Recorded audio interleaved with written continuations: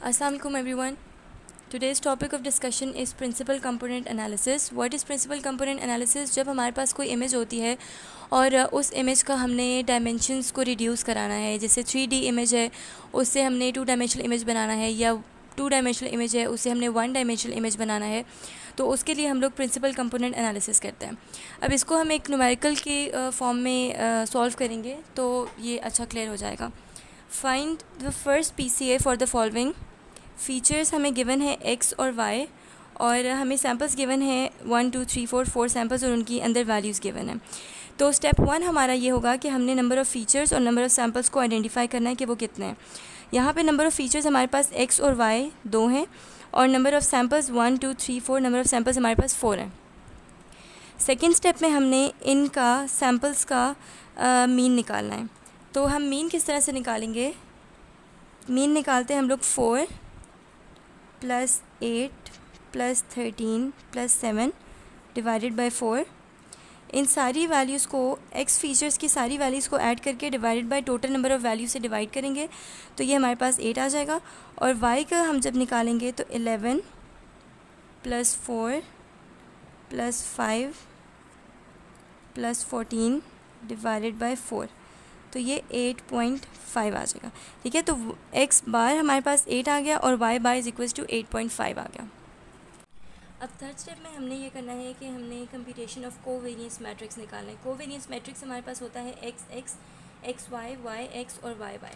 तो x निकालने के लिए हम लोग क्या करेंगे? 1/n-1 summation n। xi जो है वो हमारे पास ये वाली वैल्यू है जो हमारी सैम्पल्स में गिवन थी, और जो x बार है वो हमारा मीन जो आया वो है। तो अगर आप सैम्पल्स को देखें तो हमारे पास टोटल सैम्पल्स थे 4, तो 4 - 1, और हमारे पास जो xi था फर्स्ट सैम्पल का वो 4 था, तो 4 - 8 हमारा मीन था, plus 8 - 8 square plus 13 - 8 square plus 7 - 8 square 14। सही है। इसके बाद इसी तरह जो y की वैल्यू थी, सैम्पल y की वैल्यू, वो हम करेंगे 1/4 - 1 और 11 - 8.5 square 4 - 8.5 square plus 5 - 8.5 square plus 14 - 8.5 square. तो इसका आंसर आएगा हमारे पास 23। ठीक है, अब हमारे पास जो कोवेरिएंस मैट्रिक्स था उसमें x और y की वैल्यू आ गई। अब हमने xy की वैल्यू निकालनी है, तो xy की वैल्यू हम लोग निकालेंगे इस तरह। xy की वैल्यू निकालने के लिए हम लोग सेम 1/4 - 1, और xi जो था वो हमने ये वाली वैल्यूज़ और इस वाली वैल्यूज़ को मल्टीप्लाई करना है। तो 4 - 8 multiply by 11 - 8.5 plus 8 - 8 multiply by 4 - 8.5 का स्क्वायर नहीं आएगा, प्लस 13 - 8 और 5 - 8.5, देन प्लस 7 - 8 इंटू 14 - 8.5। इस पूरी क्वेश्चन को सॉल्व करने के बाद हमारे पास आंसर आएगा -11। ये हमारे पास 3 वैल्यूज़ आ गई हैं। अब इन वैल्यूज़ को हमने इस कोवेरिएंस मैट्रिक्स में पुट करना है। तो x और x की जो वैल्यू थी वो हमारे पास थी 14, x और y की वैल्यू हमारे पास -11, फिर यहाँ पे भी -11, और y की वैल्यू थी 23। तो ये हमारे पास एक कोवेरिएंस मैट्रिक्स बन गया है। 4 में आपने आइगन वैल्यूज़ को फाइंड आउट करना है। आइगन वैल्यूज़ को फाइंड आउट करने का फॉर्मूला होता है डिटर्मिनेंट ऑफ c - λi = 0। ये जो c है ये हमारा कोवेरिएंस मैट्रिक्स है जो हमने पिछले स्टेप में फाइंड आउट किया है। लैम्डा हमारे पास सिंपल लैम्डा है, और i जो है वो आइडेंटिटी मैट्रिक्स है जिसको 1 0 और 0 1 से डिनोट करता है। अब इसको सॉल्व करेंगे। डिटर्मिनेंट 14 - 11 - 23 ये हमारा कोवेरिएंस मैट्रिक्स आया था, माइनस लैम्डा और आइडेंटिटी मैट्रिक्स से मल्टीप्लाई कर देंगे। अब यहाँ पे इन्होंने क्या किया है कि लैम्डा को सिंपली 1 से मल्टीप्लाई कर दिया, लैम्डा को 0 से मल्टीप्लाई किया, फिर 0 से 0 मल्टीप्लाई करके 0 आ गया, और लैम्डा को 1 से मल्टीप्लाई किया तो लैम्डा आ गया। अब हमने 14 - lambda -11 - 0 is -11 -11 minus 0 is again -11 and 23 minus lambda is 23 minus lambda. अब इस पूरी जो मैट्रिक्स है इसका डिटर्मिनेंट लेना है। डिटर्मिनेंट इस तरह से लेते हैं कि हम लोग इस वाले पॉइंट को इस वाले से मल्टीप्लाई कर देते हैं और माइनस करके इन दोनों को आपस में मल्टीप्लाई करते हैं। तो 14 minus lambda multiply by 23 minus lambda minus 11 into 11। तो 14 इंटू 23 ये सिंपल मल्टीप्लिकेशन की है कि हम लोग 14 इंटू 23 और 14 इंटू लेमडा करते हैं, फिर लेमडा इंटू 23 और लेमडा इंटू लेमडा। तो ये माइनस का साइन जो था वो हमारे लेमडा के साथ था, इस वजह से माइनस का साइन साथ साथ मल्टीप्लाई हो रहा है। और माइनस किया है हमने 11 को मल्टीप्लाई करें 11 से तो वो 121 आ जाता है। ठीक है, उसके बाद हमारे पास ये इक्वेशन आ जाएगी। ये वाली जो इक्वेशन है ये क्वाड्रेटिक इक्वेशन में हमने पुट करनी है। क्वाड्रेटिक इक्वेशन में पुट करने के लिए एक बार हम लोग इसको प्लस में सॉल्व करेंगे और एक बार माइनस में सॉल्व करेंगे। तो प्लस में हमने सॉल्व किया है कि -37 जो था वो हमारे पास b था, प्लस -37b इसका स्क्वायर ले लिया, -4a1 था और 201 हमारे पास c था। तो ये दोनों इक्वेशन सॉल्व करने के बाद हमारे पास दो लेमडा की वैल्यूज़ आई थी। एक लेमडा की वैल्यू 30.38 आई है और दूसरी लेमडा की वैल्यू 6.61 आई है। अब हमने यहाँ पे देखना है कि लेमडा की कौन सी वैल्यू बड़ी है। तो लेमडा 1 की value is greater than lambda 2, so lambda 1 जो है वो हमारे पास फर्स्ट PCA आएगा। स्टेप 5 में हमारे पास जो PCA 1 और PCA 2 आया था, जो ये लेमडा 1 और ये लेमडा 2 आए थे, हमने आइगन वैल्यूज़ फाइंड आउट करनी है इन दोनों लेमडा को यूज़ करके। तो आइगन वैल्यूज़ लेमडा 1 को यूज़ करते हुए हमने जो फार्मूला लगाना है वो C माइनस लेमडा 1 इंटू आई। C हमारा कोवेरिएंस मैट्रिक्स था, लेमडा 1 जो है वो हमारी ये लेमडा 1 की वैल्यू जो हमने अभी कैलकुलेट की थी, I आइडेंटिटी मैट्रिक्स है और U जो है वो U1 और U2 है। तो 14 माइनस लेमडा -11 23 माइनस लेमडा ये हमारे पास कोवेरिएंस मैट्रिक्स था जो हमने स्टेप 3 में फाइंड आउट किया था, और U1 और U2 हमारे पास एक मैट्रिक्स है। अब इसमें लेमडा की वैल्यू हमने 14 माइनस 30.38 पुट करनी है, फिर -11 एज इट इज़ आ जाएगा, फिर -11 और 23 माइनस लेमडा की जगह 30.38 U1 और U2। अब हमने इसको जब सॉल्व किया 14 माइनस 30.38 तो 16 माइनस 16.38 आया, -11 एज इट इज़ आया, फिर ये -11 और 23 माइनस 30.38 किया तो वो -7.38 आ गया। अब हमने 16.38 को U1 से मल्टीप्लाई करना है और 11 को U2 से मल्टीप्लाई करना है। जो सिंपल मैट्रिक्स मल्टीप्लिकेशन होती है वो यहाँ पे हो रही है। इसी तरह -11 को U1 से मल्टीप्लाई करके प्लस का साइन लगा के, यहाँ पे माइनस था तो इस वजह से ये बीच में माइनस ही आ गया है, -7.38 U2 आ जाएगा।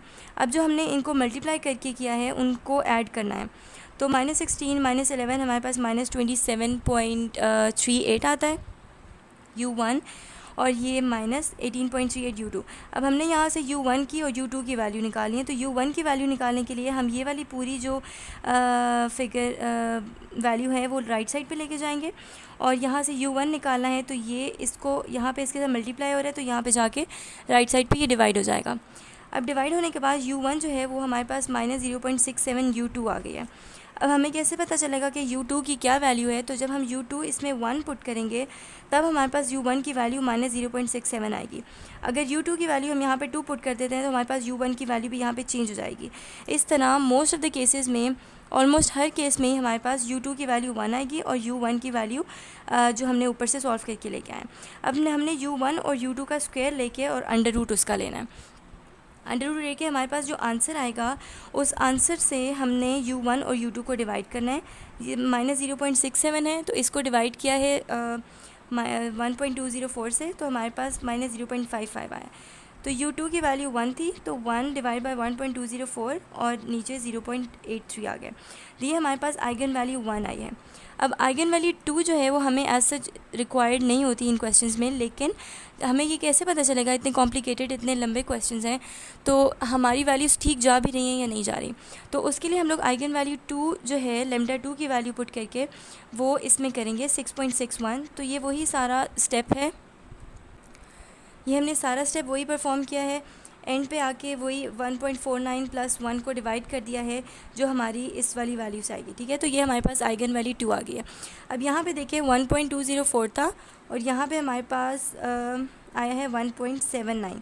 तो ये दोनों वैल्यूज़ 1 है तो 1 की आगे कुछ पॉइंट्स का डिफरेंस है, तो जब हमारे पास वैल्यू सेम आएंगी, दोनों आइगन वैल्यूज़ की वैल्यू बहुत क्लोज होगी एक दूसरे के, तो इसका मतलब है कि हम लोग क्वेश्चन सही सॉल्व कर रहे हैं। उसके बाद लास्ट स्टेप है हमारा डिराइव न्यू डेटा सेट का। उस पर हमने क्या करना है कि हमारे पास ऊपर सैम्पल्स आते हैं और नीचे जो है वो सेकंड के सैम्पल्स आते हैं, ठीक है। तो हमने E1 जो है हमारे पास वो आइगन वैल्यूज़ है जो हमारी PCA1 से हमें मिली थी, जो 0.55 और 0.83, ये वाली वैल्यू है, ये वाली वैल्यू 0.55 0.83 हमने इस आइगन वैल्यू को मल्टीप्लाई करना है विद दिस। अब ये वाला किस तरह से फाइंड आउट किया है, अगर आप देखें ये हमारा क्वेश्चन था, तो इस क्वेश्चन में हमने पहले में P11 किस तरह से फाइंड आउट करेंगे, P11 कि हम इस 4 को माइनस कर देंगे अपनी मीन वैल्यू से 8 से, और जो नीचे वाला आएगा उसमें 11 को माइनस करेंगे y की मीन वैल्यू से, ठीक है। यही वाला काम हमने ये किया हुआ है, 4 - 8 और 11 - 8.5। अब इसको हमने अपनी आइगन वैल्यू 1 से मल्टीप्लाई कर देना है, मल्टीप्लाई करके हमारे पास 4.27 आ जाएगा। तो 4.27 हम लोग यहाँ पे लिखेंगे 4.275, ठीक है। अब सेकंड हमने इसी तरह से करना है कि हमारे पास जो सेकंड की वैल्यू थी 8, तो हम लोग करेंगे कि 8 - 8 और 4 - 8.5, ठीक है। तो ये देखें 8 - 8 और 4 - 8.5, और इसको हमारी जो आइगन वैल्यू आई थी उससे हमने मल्टीप्लाई कर देना है। तो P12 आ जाएगा -3.73, इसको यहाँ पे -3.735। इसी तरह P13 निकालना है, जो हमारी थर्ड सैम्पल्स थे उसमें x को हमने x के मीन से माइनस किया और y को y के मीन से माइनस किया। जो आंसर उसका आया उसको मल्टीप्लाई कर दिया विद आइगन वैल्यूज़। जो आंसर हमारे पास आएगा वो हमारा थर्ड सैम्पल के में आएगा -5.65। अब S4 भी इसी तरह से निकाला है, जो हमारा 4 सैम्पल था वो माइनस मीन ऑफ x, और हमारा 4 सैम्पल जो y फीचर का था माइनस मीन ऑफ y। तो हमारे पास जो आंसर आया उसको हमने आइगन वैल्यू से मल्टीप्लाई करके 5.115 आ गया। अब ये हमारा पूरा क्वेश्चन सॉल्व हो गया है और ये हमारा आंसर आया। अब देखिए हमारे पास स्टार्ट में 2 फीचर्स गिवन थे, सैम्पल्स 4 थे लेकिन 2 फीचर्स गिवन थे, 2 डायमेंशनल इमेज थी। अब उस 2 डायमेंशनल इमेज से हमने ये 1 डायमेंशनल इमेज बना दिया, मतलब कि हमने PCA का इफ़ेक्ट लगा दिया। अगर इसको रिकॉल करें तो हमने सबसे पहले क्या करना है कि हमारे नंबर ऑफ़ फीचर्स और नंबर ऑफ़ सैम्पल्स को आइडेंटिफाई करना है। नंबर ऑफ़ फीचर्स हमारे पास 2 थे, नंबर ऑफ़ सैम्पल्स हमारे पास 4 थे। उसके बाद हमने x और y का मीन कंप्यूट करना है।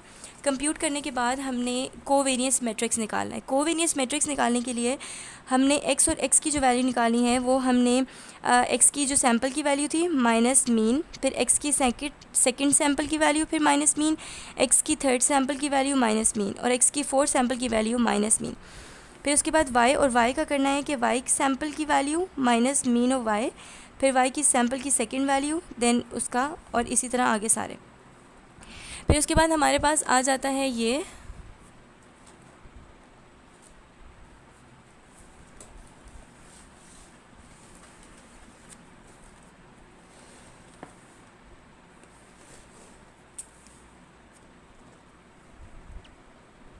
उसके बाद हमने x और y किस तरह से निकालना है कि हमने x सैम्पल की वैल्यू माइनस उसके मीन से माइनस करना है, फिर y मल्टीप्लाई करना है बीच में y सैम्पल की वैल्यू और y के मीन से। इसी तरह हमारे पास जितनी भी सैम्पल की वैल्यूज़ होंगी उसको माइनस करेंगे विद दिस मीन। स्टेप 4 में हमने आइगन वैल्यूज़ को कंप्यूट करना है। आइगन वैल्यूज़ को कंप्यूट करने के लिए हमारे पास फॉर्मूला है determinant c minus lambda i is equals to 0, और डिटर्मिनेंट ये हमारे पास कोवेरियंस मैट्रिक्स आया था। कोवेरियंस मैट्रिक्स के बाद हमने आइडेंटिटी मैट्रिक्स से इसको मल्टीप्लाई करके डिटर्मिनेंट उसका लेके फिर हमने क्वाड्रेटिक इक्वेशन में वैल्यू पुट करने के बाद हमारे पास 2 वैल्यूज़ आएंगी। उन 2 वैल्यूज़ में से हमने देखना है कि बड़ी वैल्यू कौन सी है, तो जो बड़ी वैल्यू होगी वो हमारे पास फर्स्ट PCA आएगी। उसके बाद हमने इन दोनों लेमडा की वैल्यूज़ को लेके आइगन वैल्यूज़ दोबारा से कंप्यूट करना है और U1 और U2 की वैल्यू फाइंड आउट करनी है। U1 और U2 की वैल्यू फाइंड आउट करने के बाद हमने E1 और E2 फाइंड आउट करना है। E1 हम फाइंड आउट करते हैं कि U1 की वैल्यू डिवाइडेड बाय हमारे पास इस वक्त जो फार्मूले से आंसर आया है 1.204 उसे डिवाइड कर देंगे।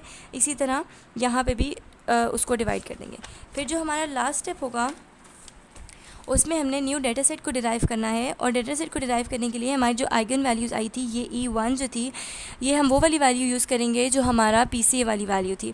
उसको हम मल्टीप्लाई करेंगे 4 - 8 और 11 - 8.5। ये हमारे पास सैम्पल वैल्यू है, first sample value minus mean, और ये है सेकेंड फीचर की सैम्पल वैल्यू माइनस मीन। इसी तरह P11 निकल आया, P12, P13 और P14 निकल आएगा। एंड पे हमारे पास अगर यहाँ पे थ्री फीचर्स होते तो यहाँ पे हमारे पास 2 डायमेंशनल इमेज बन जाती, लेकिन यहाँ पे हमारे पास 2 डायमेंशनल इमेज थी, तो इससे हमारे पास 1 डायमेंशनल इमेज बनी है। So this was all about PCA. If you have any questions related to PCA, you can ask in the comments. And please subscribe the channel. Thank you.